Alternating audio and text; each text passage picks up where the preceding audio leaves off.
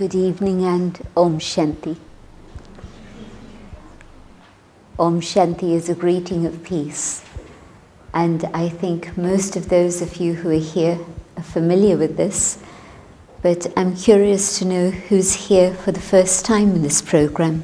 Can you just indicate for the first time in this house? Special welcome to those of you who are here for the first time especially. Let's begin with just a moment of silence to get into that space of quiet and calm mind, and then we can explore the subject further.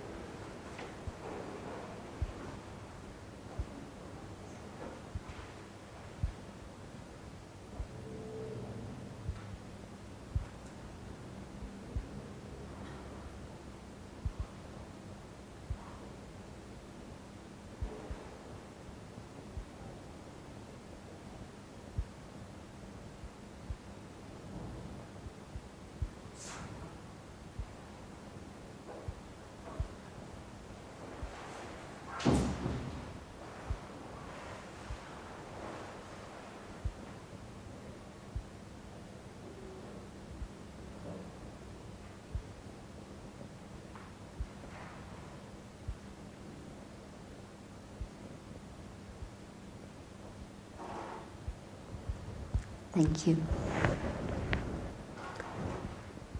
The month of January is a very special month that we dedicate to the founder of the university.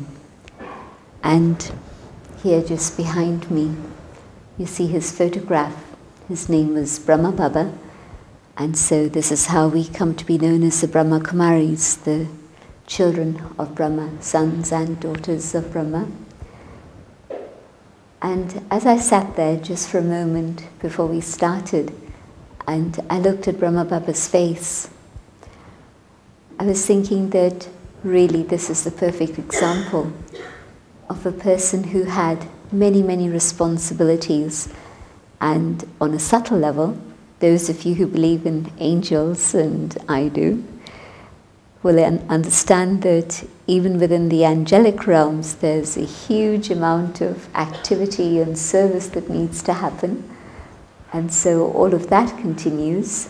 And yet, still, here was a person who had a totally quiet and calm mind. And I say that not just from theory, but from practical experience. I had the very, very good fortune of meeting Brahma Baba several times through my childhood years and my adolescent years, and I'd see Brahma Baba cope with so many different things, whether it was events and situations and people and letters from across the world and personalities, the sorts of things that each one of us has to cope with in our own lives today. And today, of course, you can send off an email and it'll give you an answer instantly.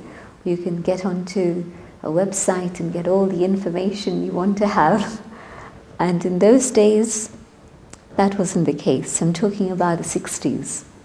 And at that time, you needed a very quiet and calm mind to be able to pick up the information that wasn't actually being conveyed in words or letters, but you needed to be able to tune in and to understand from a very deep level of the heart what it is that was happening and how to be able to respond to it.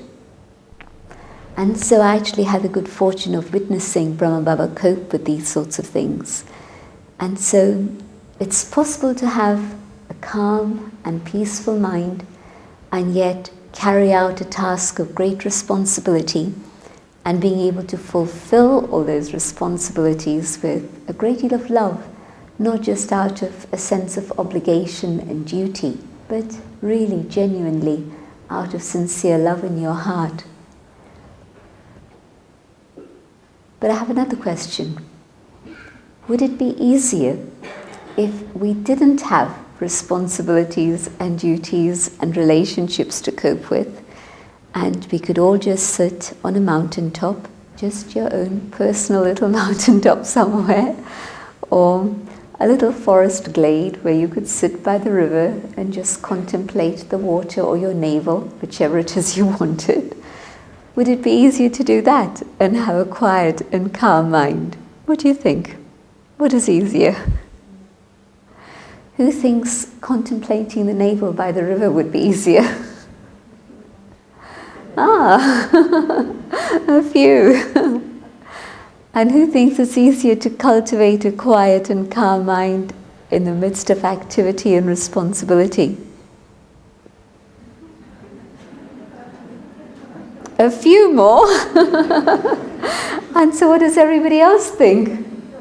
Maybe minds have become so quiet, they've stopped thinking. Which is also fine. But I can see that you're weighing up the balance. Now, what is it that's easier, this way or that way? And according to human life, it isn't actually possible for most of us to leave the world and go and sit either on a mountaintop or in the forest. In fact, when I was 19, and although I'd known Brahma Baba through many years earlier, it was at that time that I decided that this is the life I wanted. And I thought that that would be the best thing for me to do. To sit on the mountaintop at Abu. Many of you have been to Abu, and you know it's very beautiful there. And I thought, that's the place where I can learn to meditate and actually develop a calm and quiet that can stay with me forever. And when I suggested this to Brahma Baba, what do you think he did? He laughed. And he said, your mind will go crazy. You won't be able to sit in silence and experience stillness and calmness, because all the things that you're still attached to out there in the world, all the duties and responsibilities, all the karmic accounts that you have, all of those will pull you so strongly that you won't be able to experience a calm and peaceful mind. And so that was such a clear answer to me right at the very start of my own spiritual life and development, that it's made sure that I've kept on the right track. Another thing he said was that, how can you know that you do have a clear and peaceful mind unless you're in the midst of activity? If you've divorced yourself from activity and put yourself in a corner somewhere, you'll never know whether your mind truly is peaceful and calm. But it's when you're in the midst of activity that then you're going to be able to see whether that is a reality or not. And that is a fact, isn't it? Imagine having a new car and letting it sit in your garage. How would you know whether it's a good car or it just looks good? It's only when you actually take it out onto the road, into the traffic, that then you're going to know whether it is a good car or it isn't as good a car as you thought. And then you'll have to get things sorted out. So it's only when we're in the midst of the things that we need to be doing that then we know what's actually going on within the self. And tonight I'd like it to be more experiential rather than just a lecture. And so I requested that rather than just talk to you or talk at you, from time to time we'd have a few moments of experiments. And the first experiment that I experienced with Brahma Baba was that of allowing the mind to become very quiet through the understanding of one subject. There's many subjects that lead to that state where you lead your mind to a state of calm and quiet. But the very first subject is a subject of knowing the self, knowing the soul. And even as I say that it's the first subject, which it is, it's a subject that takes sometimes decades of discovery, because you still discover things about yourself that you hadn't anticipated. You thought you dealt with things, and then things come up and you discover that fears still lying there under the surface and need to be resolved. So knowing the self is a whole journey anyway. But just that first subject of knowing that I'm a soul and not a body, very important subject, maybe the most fundamental on the path of spirituality. And it was Brahma Baba talking about this and in a way guiding me into that experience of stillness and silence that made me firstly realize what a quiet mind can be. So I'd like us to take just a couple of minutes now and experiment with that first subject. Some of you are very advanced meditators, which is wonderful. Some of you are here for the first time, as you indicated, which is also great. But this first subject is really something that we need to be continually looking at and practicing, not even on a day-to-day basis, but those of you who are familiar with this house know that every hour we play music through the house, and the purpose of that is to just be a gentle reminder to let the mind become quiet and calm again. And so what I'm going to do is to speak out my own thoughts as I bring my own mind back to that state of soul consciousness, and through that to an awareness of peace and calm. And I'll invite you to join these ideas. You don't have to repeat them after me. You don't have to chant them out aloud. Just gently let your own mind follow these ideas internally. So let the body sit comfortably. If you're holding things inside or outside, put them down so that you can be free. And just follow the ideas that I suggest. You can keep your eyes open if you wish and experiment with that, because that's also very important training to be able to be in the world and yet be able to see things from a different perspective, a spiritual perspective. And my suggestion would be that you look at that point of light that's in front of you and use that as a focus for your eyes. The form of the soul is a point of light. The form of God is a point of light. And so just gently letting your eyes stay open and looking at that being of light, that point of light, may help you. If you find it's not so comfortable, that's okay. You can gently let your eyes close, but make sure you don't go off into the land of nod, because that's also very easy to do at the end of a long working day. So stay alert. Keep the eyes open if you wish. And just follow these ideas. Letting the body relax. I let my body become calm. And in this state of calmness, I have the freedom to take a journey inside. And as I turn within, I come to the awareness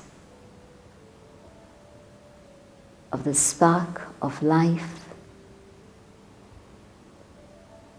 the living being, the spark of light, the being who I am. In the center of my forehead shines this radiant star.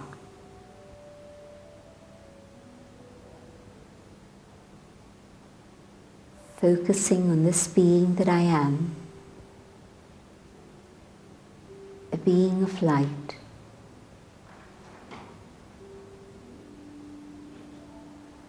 The speed of my thoughts slows down.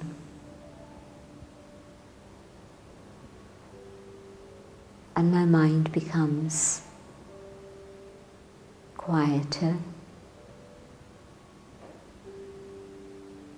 calmer. I connect with myself.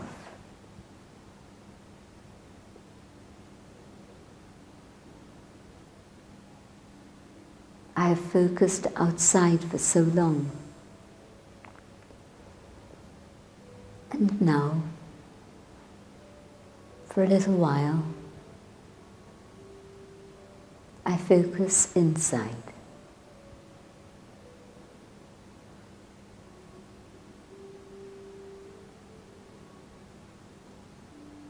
I am light. I am peace.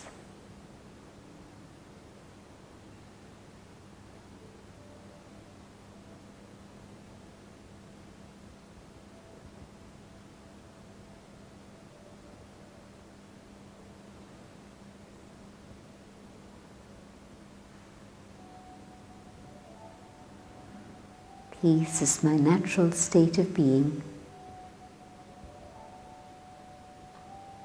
This is who I truly am.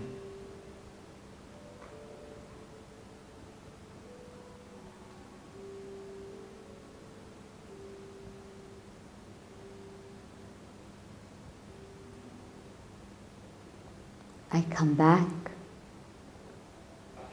into the awareness of this room and the things happening here.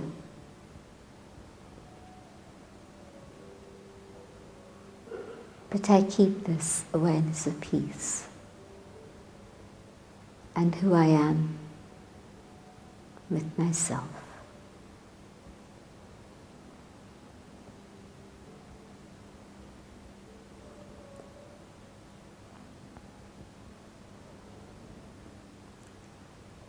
How long does it take a mind to become peaceless? You see something, you hear something, you remember something, and instantly there's a storm that can begin. And how long does it take for a mind to become peaceful? One thought. It can take an instant to let the mind become peaceless, but equally, it can take one thought to let the mind become peaceful. And if this is what I choose to do, it can happen. Just come back to the awareness of the eternal being that I am, and in that awareness, the thought of peace is generated. And it isn't just a thought, it's also a feeling. It's more than a feeling. It's actually a state of being, because this is the original, natural quality of the soul, that of peace.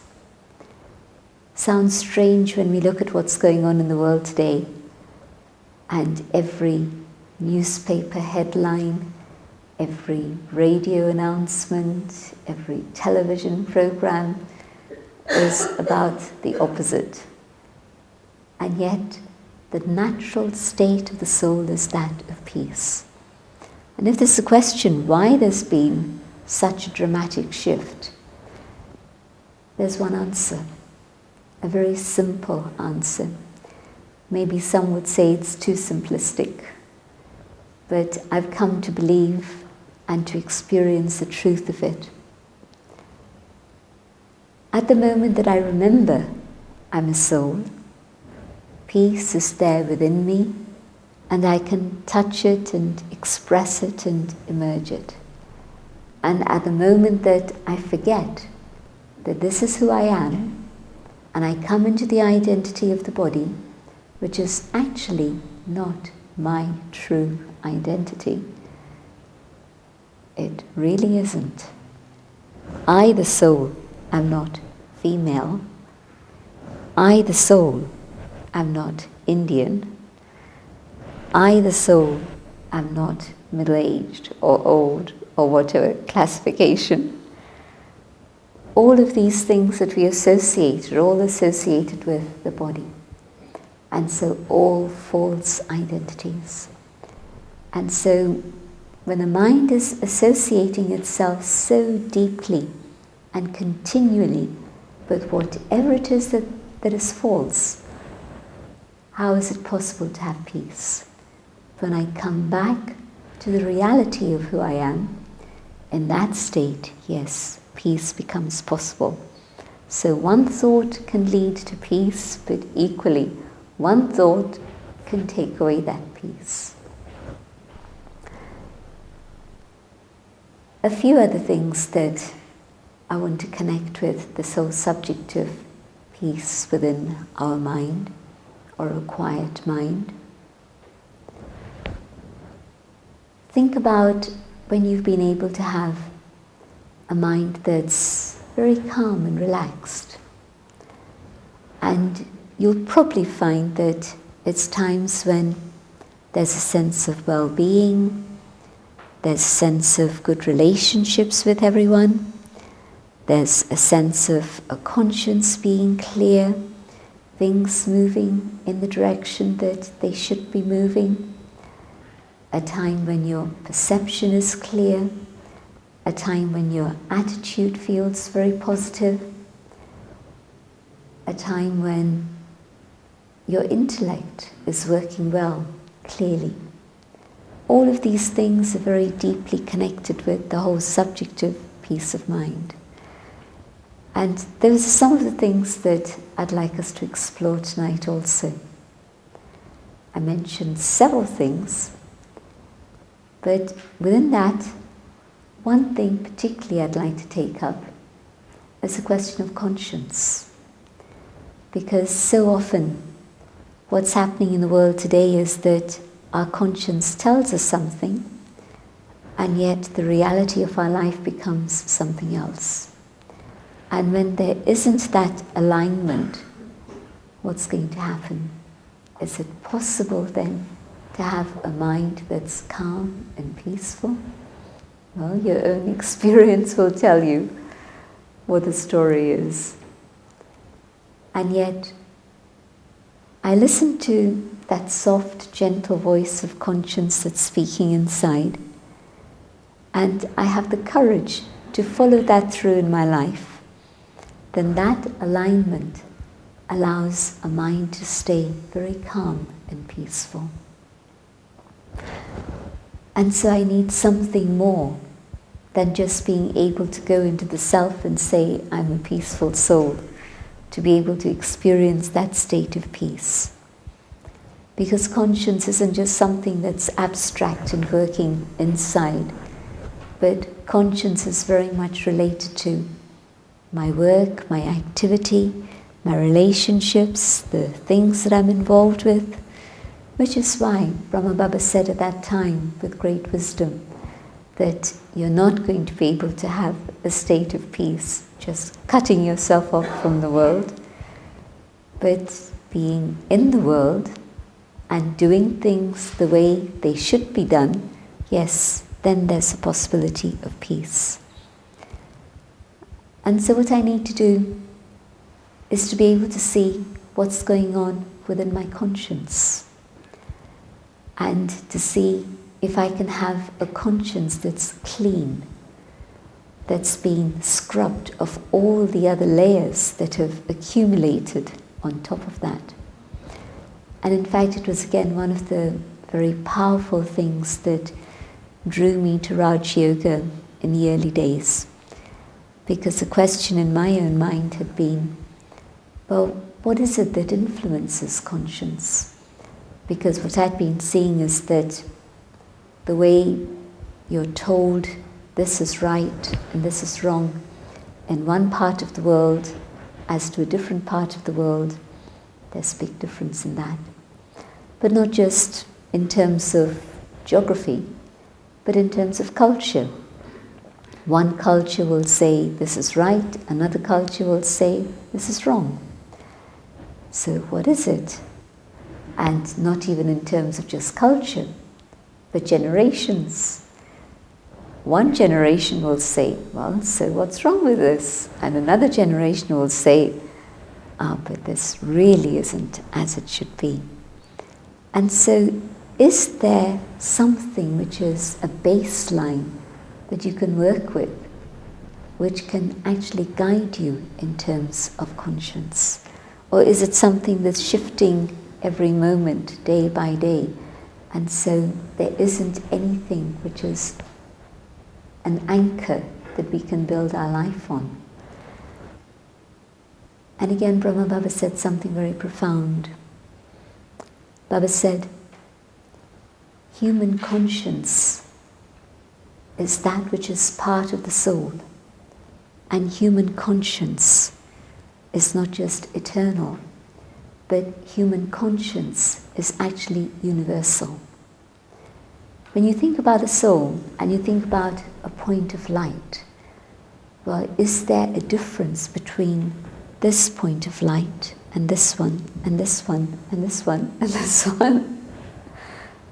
The features are different, the colors are different, the costumes are different, the hairstyle is different, many things are different. But if I were to look at each one just simply as a soul, I would see the beauty of each soul, I would see the dignity of every soul, I would see the goodness of every soul, because these are the original qualities of every soul, not just some, not just sages and saints, but every human soul has goodness and truth and purity and peace and love within itself. And so human conscience is absolutely there in each and every human being. And human conscience actually works equally the same in all. Which is why sometimes, like with the tsunami story, there was this huge upspring of compassion that arose in everybody's hearts, whether you were in one place in the world or another place in the world, but the outpouring of support and generosity and help that came out was enormous, just instant. An indication that when human hearts are touched, when human conscience is touched, then it doesn't matter about geography and culture and religion and gender and race. The support of the human family comes forth instantly. One little example, but proof to me of how the natural state of every human consciousness, of every human conscience, is that of goodness. Well, what happened along the line? Something happened, something went wrong. But imagine if this carpet wasn't cleaned every day, or even once a week. What would happen? You wouldn't be very happy sitting in this room, I can tell you that much. There'd be an accumulation of a little bit of dust, a little bit more dust, a little bit more, a little bit more, and within maybe a few days, you'd say, that room's not a very nice room. I'd rather be somewhere else. And so even in terms of something very gross and external and physical as a carpet, the layer of dust that it accumulates, even if there's nothing bad that's happening within the room, it's just normal activity, but there's an accumulation of dust. It's just natural entropy. That's how things work. Well, the same thing has happened to human conscience. Not only has there been an influence of negativity coming to us from outside, that has definitely happened. Every time you read a horror story in the newspapers, every time somebody relates a bit of gossip to you, or there's a little bit of dust that you accumulate. But not just that, there's another factor at work also. The accumulation of negativity that we've built up within our own hearts and our own consciousness. And it's probably not true for most of the people sitting here, but it is probably true for most of the people sitting out there somewhere. And that is that if you track back even the space of 5 years, 10 years, whatever it is, probably you'd see that there's been an erosion of values gradually along that period of time. Look back 50 years and you'd see it even more starkly. But even 5 years and 10 years. And so the way my own conscience behaved and guided me some years earlier, and the way it's guiding me or not guiding me today is quite different. And that's the general trend. Things that we would have said, this really isn't right, some years ago. Today people will say, well, so what? That's part of human life. That's the story of life. And so there's definitely been an erosion of values that's been bringing us down further and further. And it's not something that's from outside. That's the interesting thing. Yes, you see the negativity outside, but the erosion of values that's happened has happened something on a personal, individual level. And my own personal values, where have they gone? Have they ascended or have they descended? Am I stronger in my commitment to my values, or am I a little bit more careless or even maybe totally unaware of those values that I originally began my life or my career or my work with? And as I say, probably it's been the downward trend that's happened. And so that state of conscience that was guiding me isn't as strong or as powerful as it used to be. And another reason for that is also because if you ignore the voice of a friend once, they'll forgive you. If you ignore the voice of your friend the second time, they'll think, well, is it worth giving advice? You ignore the voice of your friend the third time, forget it. Fourth time, they're really not going to bother to give you their time and energy and tell you what they really think. They're going to say to you, it's up to you, do whatever it is you want. They're just not going to be interested because they know you keep ignoring them. And at some point, my conscience was my friend and was telling me what it is I needed to do. And I stopped listening. And every time I ignored the voice of my conscience, the voice became softer and softer to the point where it didn't speak to me any longer. And so that's what's been going on.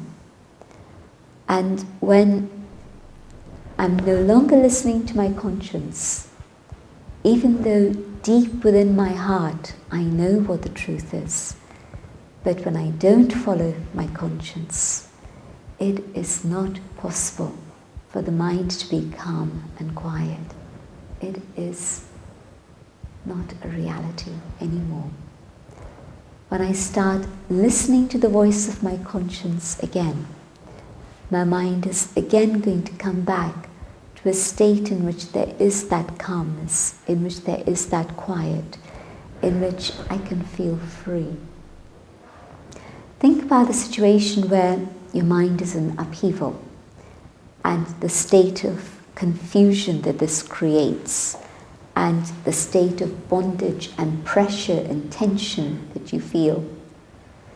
And we've heard enough stories about the impact of stress and tension and burnout in these last few years.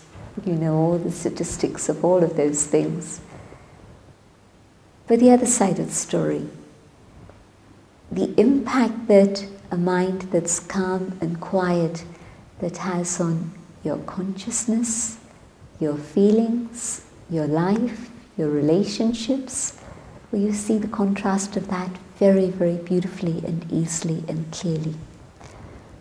And so the advice that I was given at that time, many years ago, was what you have to do is to clean out the conscience. And the way you start cleaning the conscience is by seeing what are the different factors that influence it. And as you begin to see all the different layers of influence and you start cleaning them out, then you begin to see what that original, pure, pristine state of conscience is, in which there's such power that the mind doesn't go crazy, but the power of the clear conscience is such that the mind moves in that track. It's able to stay in the right direction. Let's have a little experiment with this also now. Again, same procedure, sitting quietly, letting the mind be free from other things. I'll speak out my own thoughts again.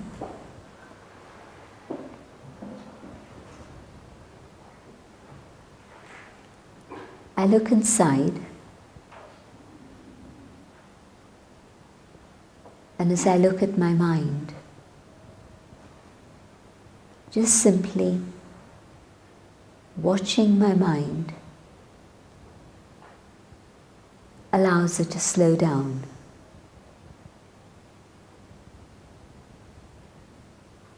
Instead of racing in a dozen different directions, my thoughts now simply focus on the being of light that I am.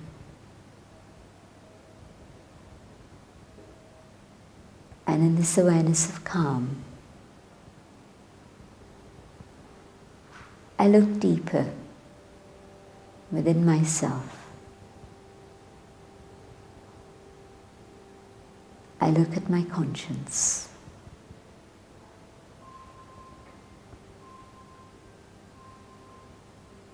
I go deep inside my own being and touch the truth of my own conscience.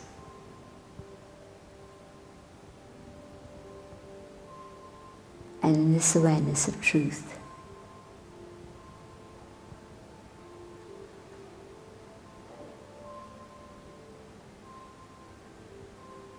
the conscience is powerful. The conscience is free. Free from influence.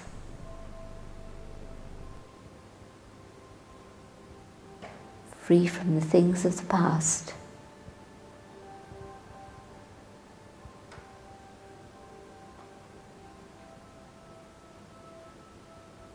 Free from the things that people have said.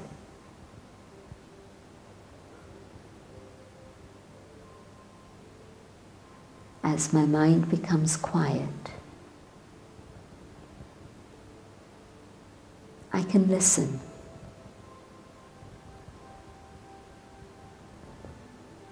I listen to the sound of my conscience.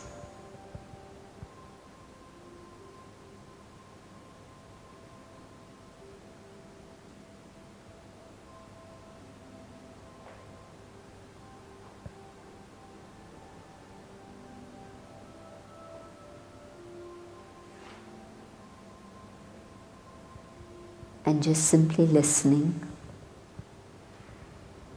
and valuing what the conscience has to say empowers it. and I'm able to throw away the layers of dust that had accumulated.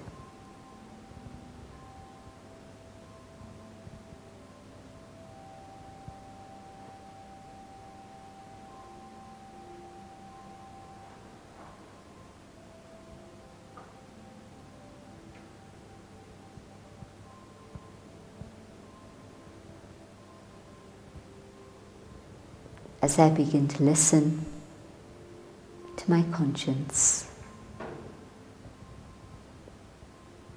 I have the courage and faith to put those thoughts into action.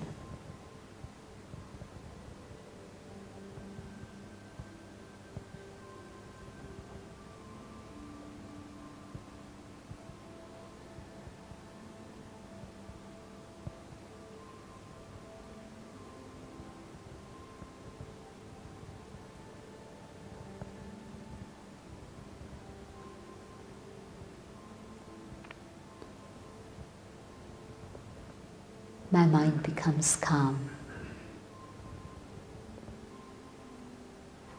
I come back to the awareness of the moment here and now. But now, with a conscience that's clear, powerful, able to guide my mind in the right direction.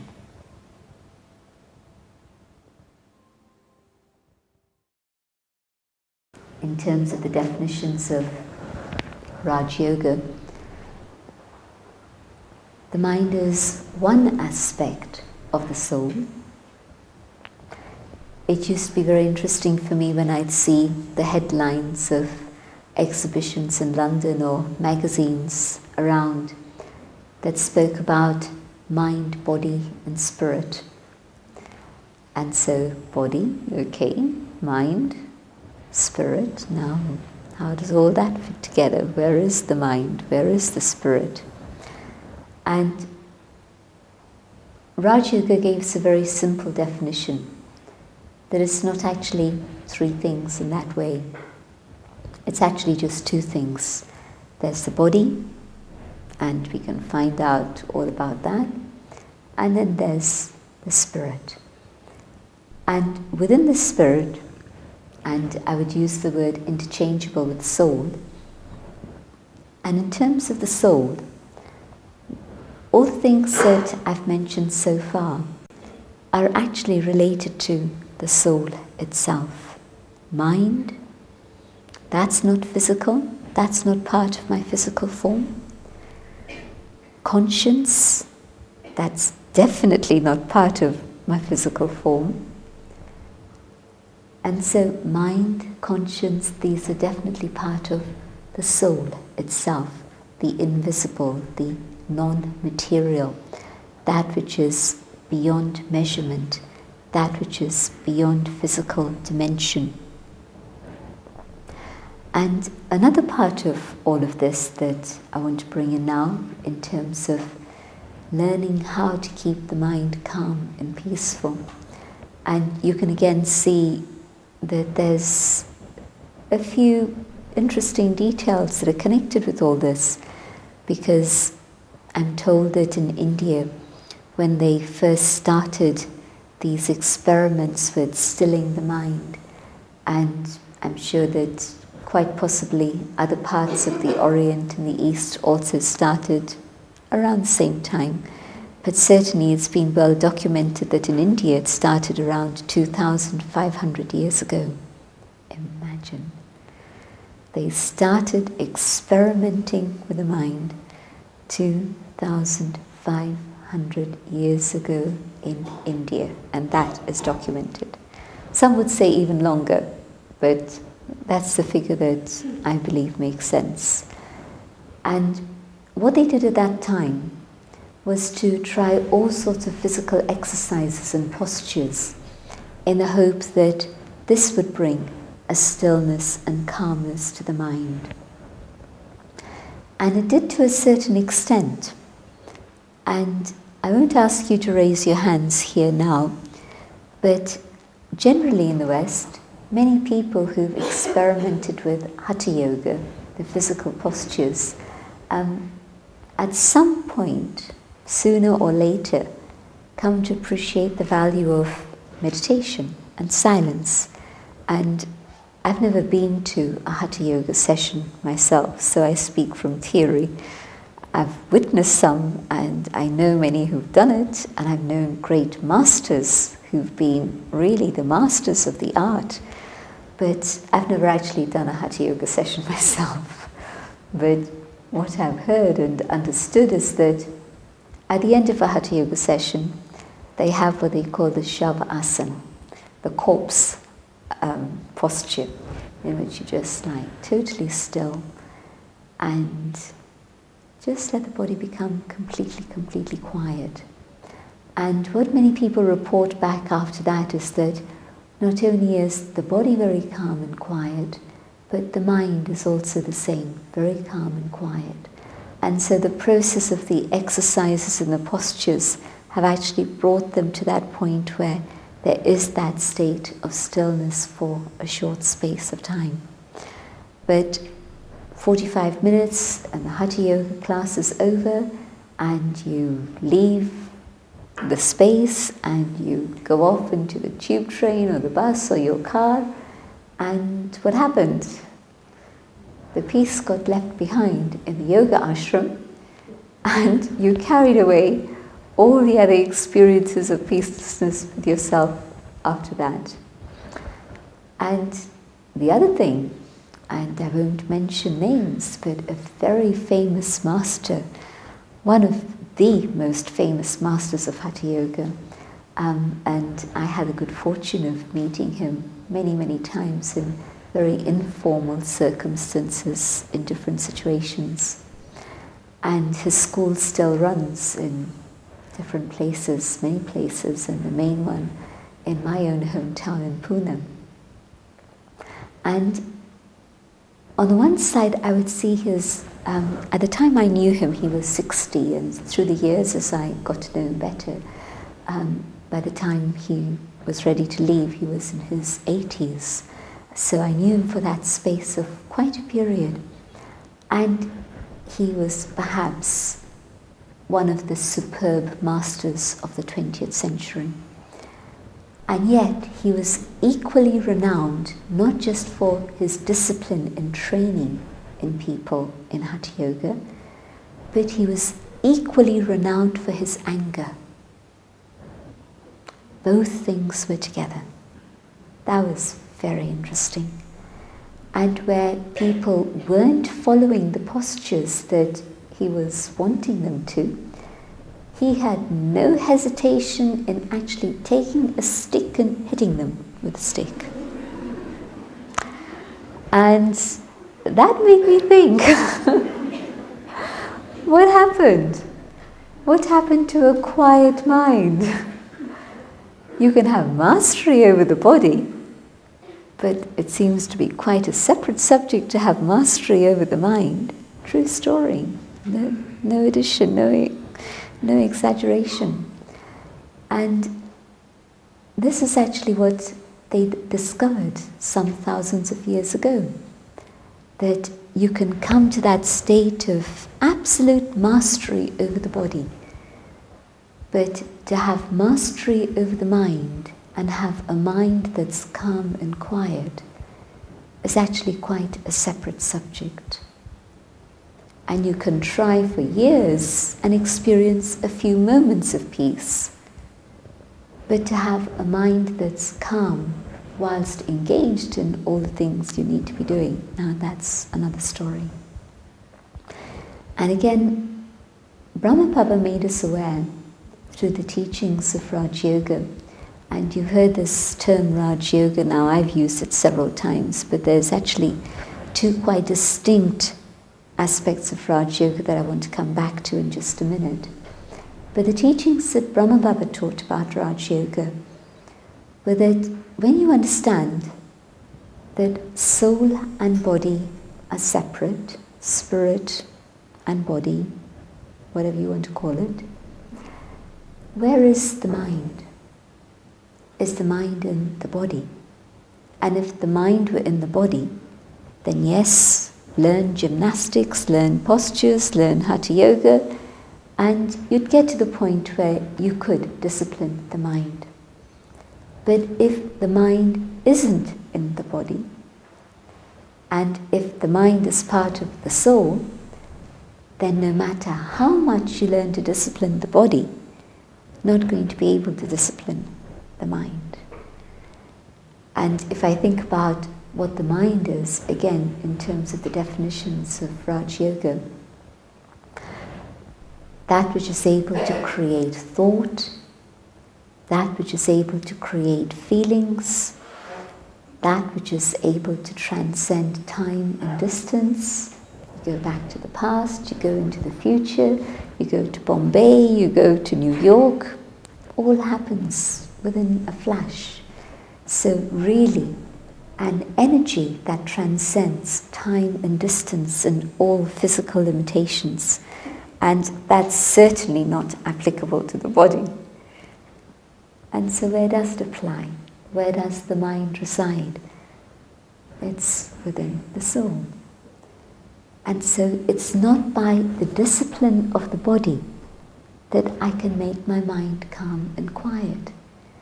It's by understanding what's going on within the soul that I can learn to make my mind peaceful and calm. Does that make sense to you?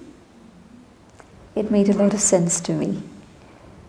And at that point, when Baba said, well, what is it that's actually controlling the mind? It's not the body, sure. And when we say soul, well, soul covers many different aspects. And so which aspect of the soul is it that actually disciplines the mind? And there Baba gave an image which is a very ancient, traditional image used in India. Now I mentioned that there were two types of Raj Yoga. There's a Raj Yoga which has been around for a few thousand years, around 2,500 years again, the same time that Hatha Yoga started, different types of yoga started, including Raj Yoga at that time. And the most famous one is the Patanjali Raj Yoga, and some of you might be practitioners and familiar with it. But the Raj Yoga taught by Patanjali had whatever features it has, and the Raj Yoga taught by Brahma Baba in modern times, the modern interpretation of Raj Yoga, has a number of features that are quite distinct and different to the ancient ones. And what is ancient? Again, interesting question. Is there something more ancient than 2,500 years? Well, there is.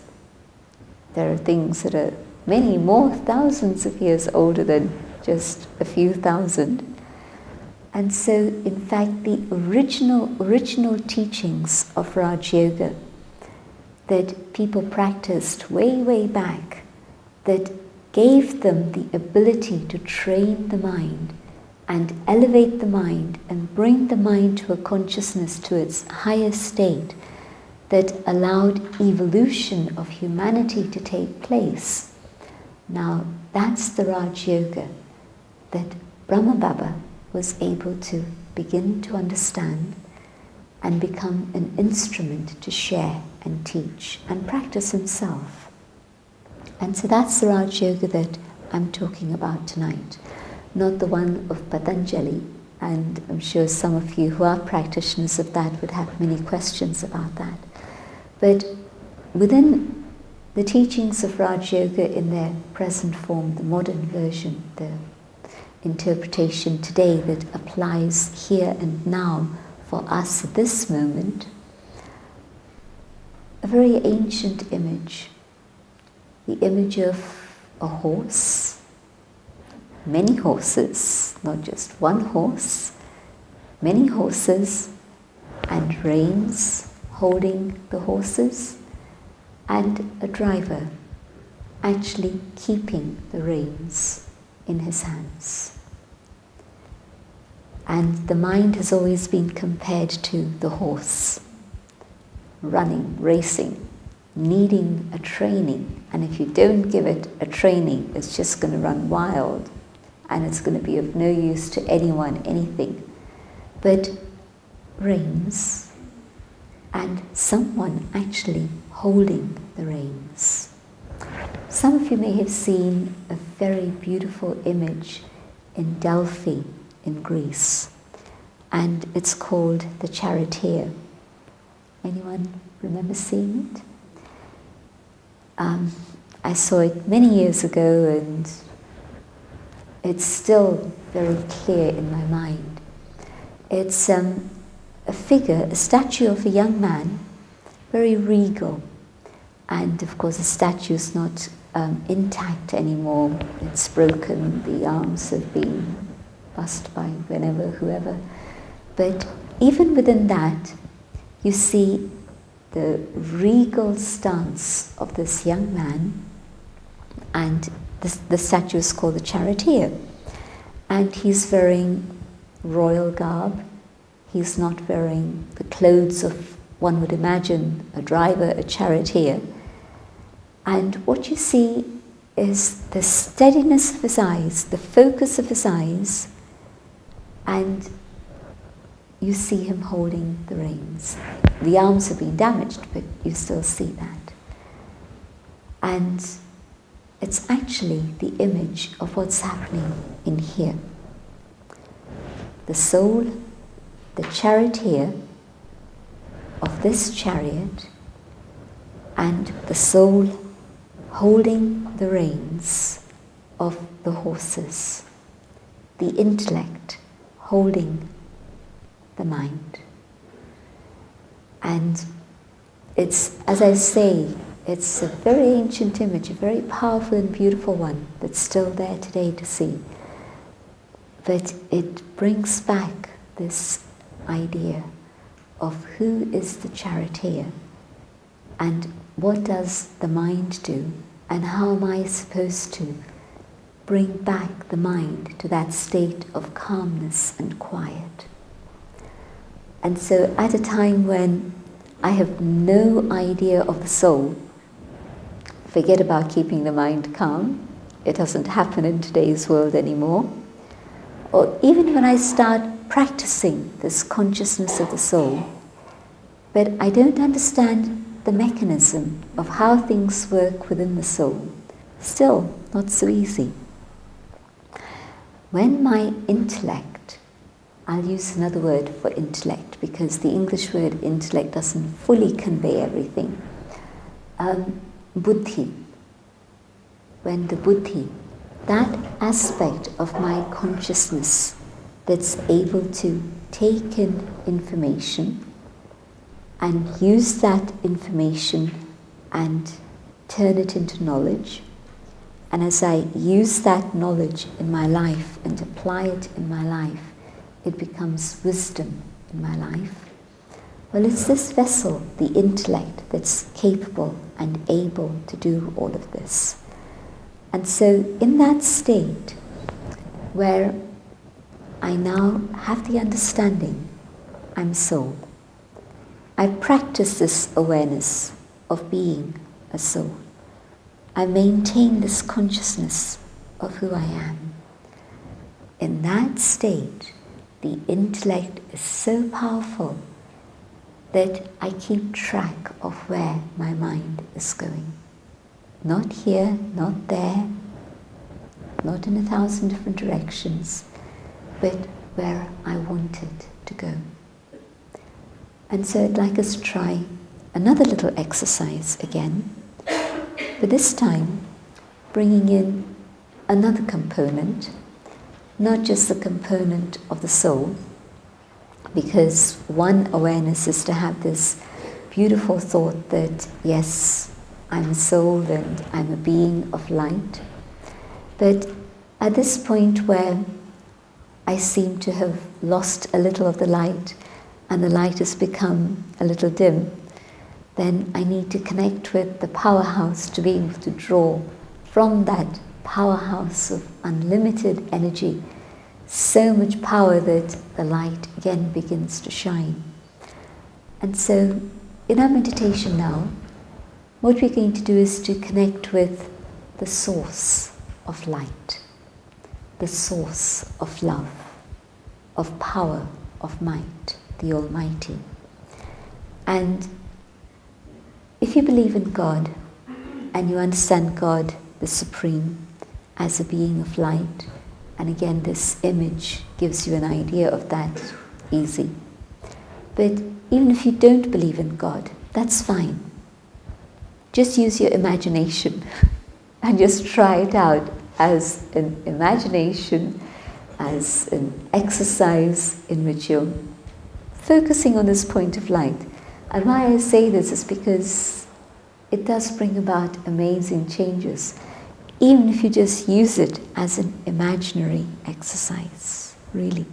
Don't even believe that it's God or anything like that, but just a point of light which is the source of power and love and truth and energy. Just try it, okay? And if you believe in God, wonderful, even easier.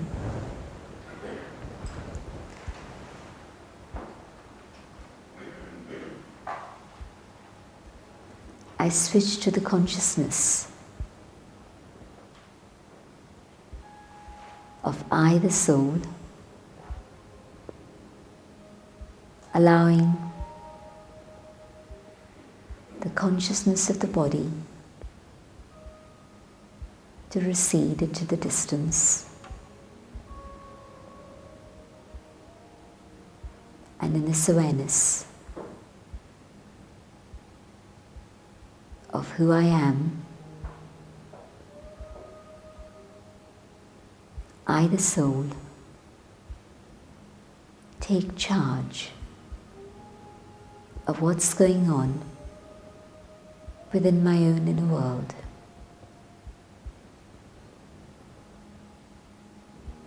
I, the soul, am the master.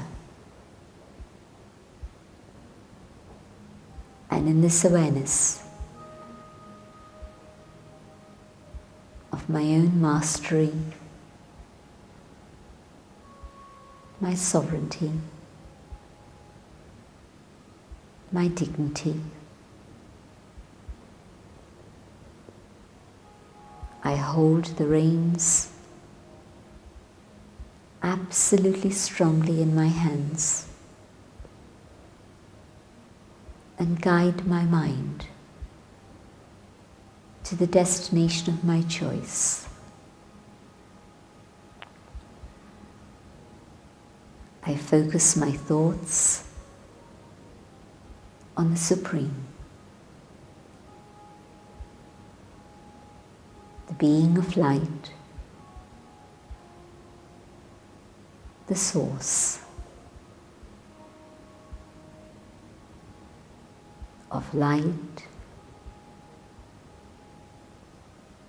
of love, of might, of mercy.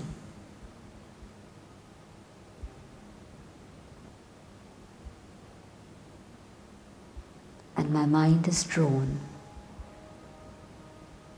to the beauty of the Supreme,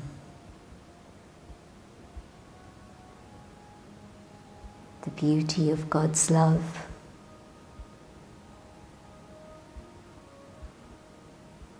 the radiance of God's light, the power of the Almighty.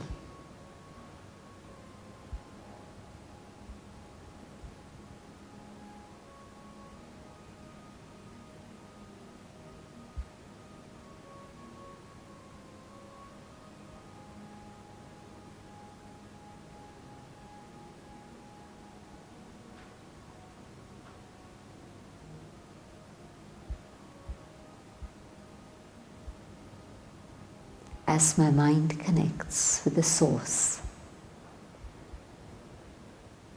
from the ocean, light and love reach the soul.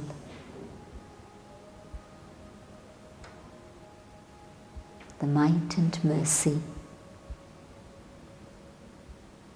transform the soul, but they reach not only the soul,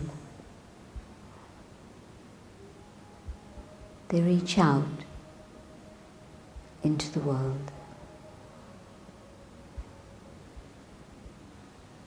So that God's light and love and mercy and might can touch all people in every corner of this world.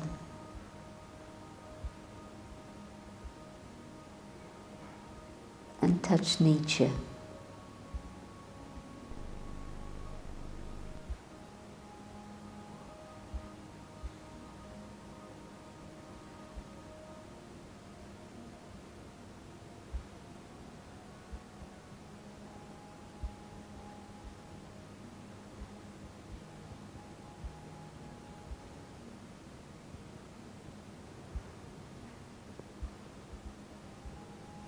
My mind focuses totally on the Supreme.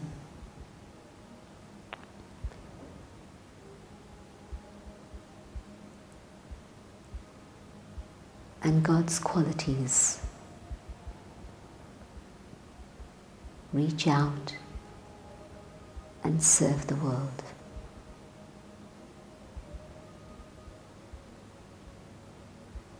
And in the process, my own mind is transformed, and my mind is filled with God's light and love and might and mercy.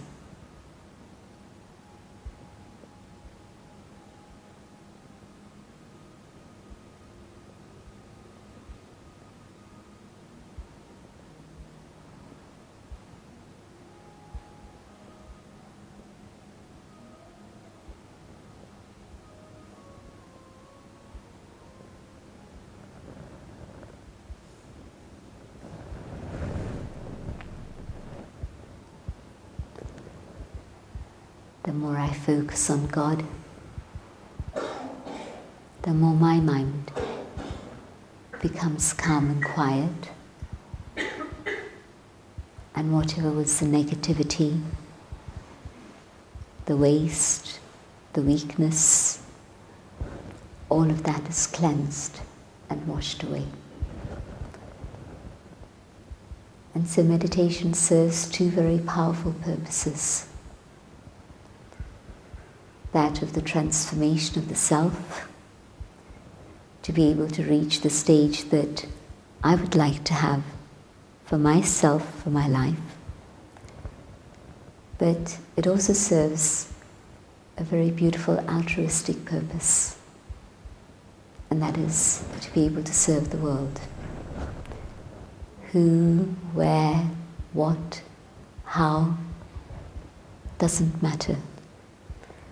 Don't need to know, don't need to have that information or the acknowledgement or the honor or regard that comes as a result of all of that. Just simply need to be an instrument that's able to be a channel to serve. When one person does this, we see wonderful results.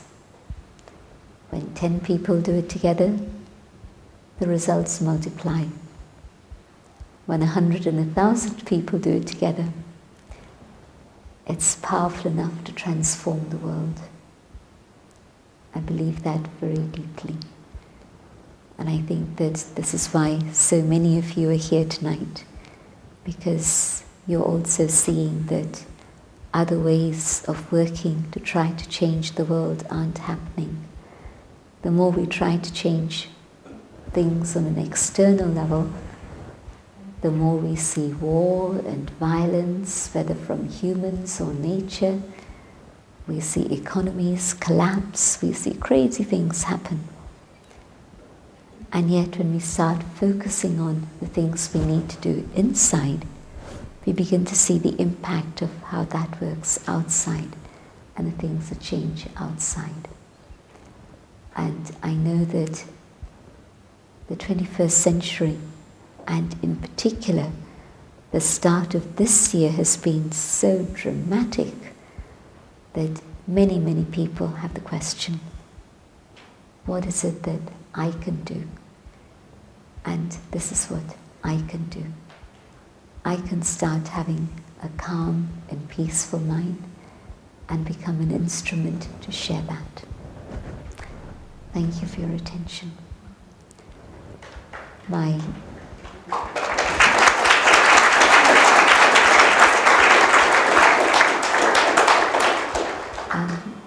Angelo, I don't know whether you were planning to come up to ask for questions, but my sense of it, and if you do have questions, I don't mind taking them up, but my sense of it is just to close with another meditation. What do you feel? Yes? Okay. So you want to do the announcements and then we do the final meditation?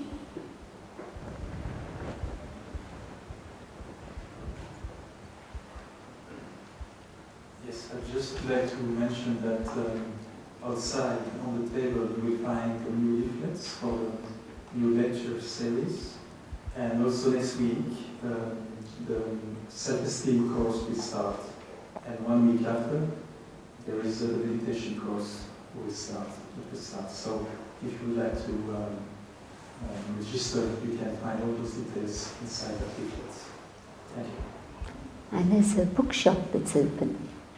Yes, and the ushers will guide you. So those of you who would like to go to the bookshop and buy a CD or the latest book of Sister Jayanti,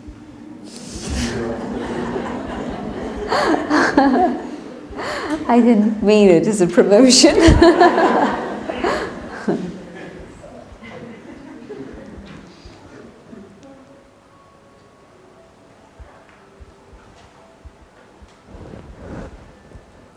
We come together in the awareness of the Supreme, allowing God's light and love to touch our hearts and minds.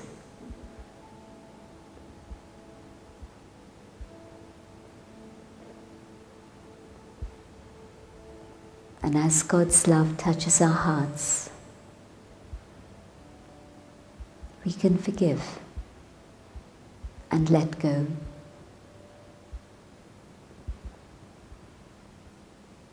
As God's love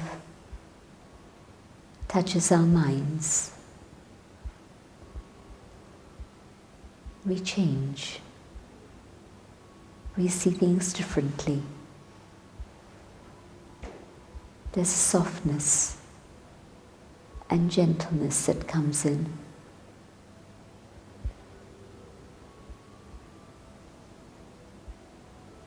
An awareness of kinship, a recognition of the one family that we are.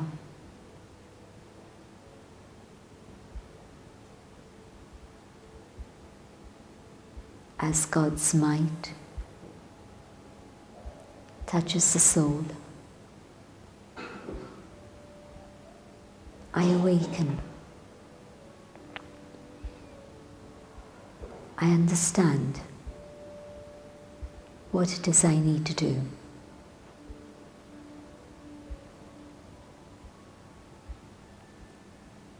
As God's might touches the conscience, there's strength, there's power. I know I will follow the path of truth. On my own, it would be difficult. But with the support of the Almighty, it's natural, it's easy.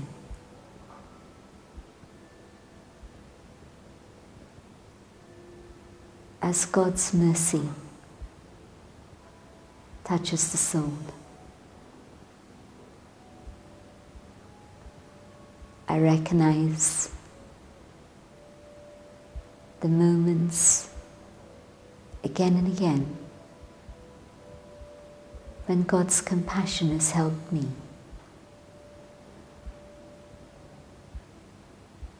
And my feelings change. And the harshness that had been acquired through the years begins to melt.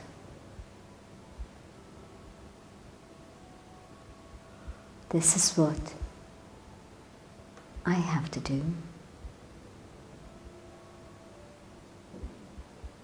Just as I have experienced God's compassion, I need to extend the same to others, so that with love and humility, I can accept my family.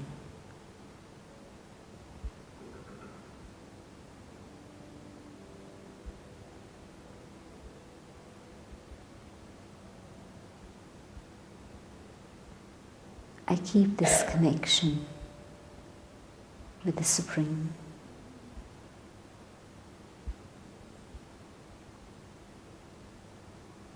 So that the gifts of the Supreme stay with me.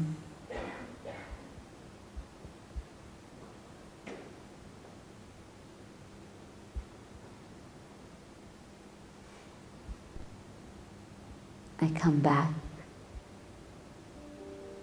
to the awareness of the things that need to happen here. But I keep this connection so that my mind is filled not just with calm and quiet, but also with light, with love, with joy and compassion.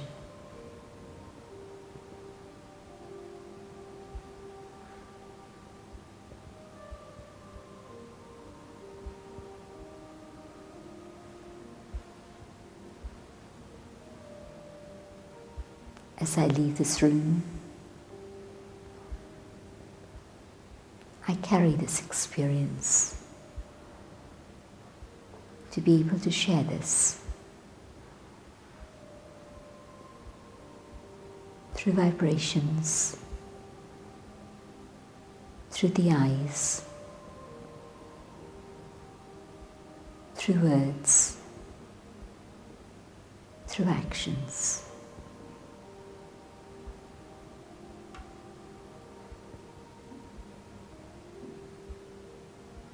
Om Shanti.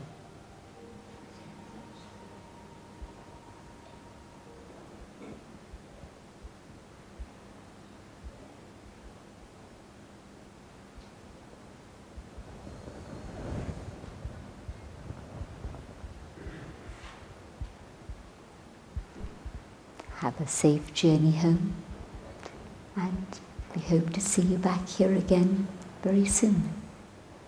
Good night.